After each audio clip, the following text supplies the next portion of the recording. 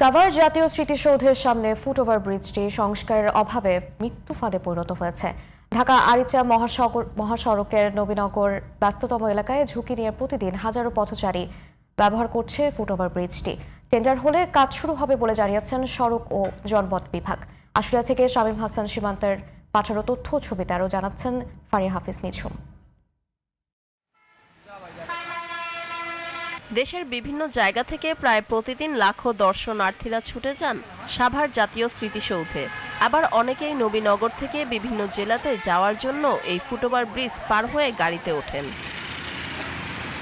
কিন্তু ব্রিজটির এক প্রান্তের সিঁড়ির মাঝখানের অংশ সম্পূর্ণরূপে ভেঙে পড়েছে। প্রায় প্রতিটি সিঁড়িতে মরিচা ধরে দেখা দিয়েছে ছোট বড় ফাটল। ফলে প্রতিনিয়ত দুর্ঘটনার ঝুঁকি নিয়ে পার হচ্ছেন চলাচলকারীরা। দীর্ঘদিন এটা ব্যবহার করাতে এই জিনিসটা নষ্ট হয়েছে, জনসাধারণের জন্য চলাচলের ব্যাঘাত ঘটে।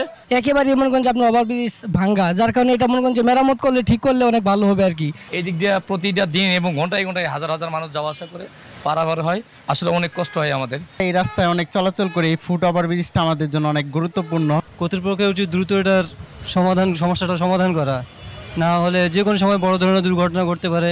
আমরা যেহেতু বাচ্চা কাচ্চা নিয়ে আসা যাওয়া করে, এটা চলা রিস্ক, যেই মুহূর্তে আমাদের বাচ্চা এটা অ্যাক্সিডেন্ট হতে পারে।